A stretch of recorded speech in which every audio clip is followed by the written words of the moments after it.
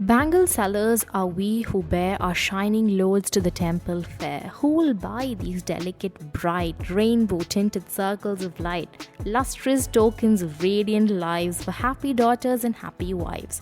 Some are meet for a maiden's wrist, silver and blue as the mountain mist. Some are flushed like the buds that dream on the tranquil brow of a woodland stream. Some are aglow with the bloom that cleaves to the limpid glory of newborn leaves.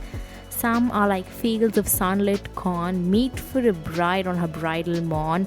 Some like the flame of her marriage fire, or rich with the hue of her heart's desire. Tinkling, luminous, tender and clear, like her bridal laughter and bridal tear.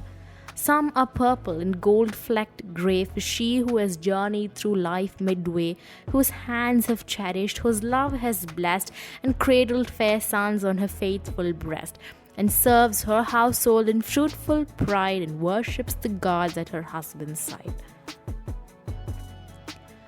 The bangle sellers are carrying their shining loads to the temple fair, the bangles being described as delicate, bright, and as rainbow-tinted circles of light. The bangles are a symbol of the radiant lives of happy daughters and wives. The second stanza describes the bangles meant for a maiden. Light, delicate, flower-like, silver and blue as the mountain mist, with the color of buds that are about to bloom, like the young woman herself on the bank of a forest stream, with the color of a new blossom that bends to a baby leaf. The third stanza describes the bangles meant for a bride on the day of her wedding. Bright, rich and vibrant, celebrating two aspects of marriage. Yellow like fields of sunlit corn, or red like the flame of marriage and desire. The final stanza describes the bangles of a mature woman halfway through life who has cared for her home and children and prayed with her husband by her side. These bangles are purple and gold flecked with grey. The poem is written in 4 stanzas of 6 lines each with rhyming couplets. The rhyme scheme would be AA, BB, CC. The metaphor is used, which is rainbow-tinted circles of light, and the fact that she uses rainbows suggests the diversity of emotions in an Indian woman's life, or perhaps, for that matter, in any woman's life. And then you have several instances of simile which really add to the visual imagery that the poem is attempting to portray.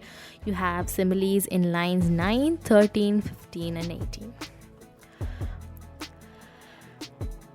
Sarojini Naidu, known as the Nightingale of India, composed poetry which gave life to swift thoughts and strong emotions. She articulated the joys and sorrows of life and appreciated the beauty of it, both indicators that she was inspired by the Romanticism movement as also Urdu poetic traditions.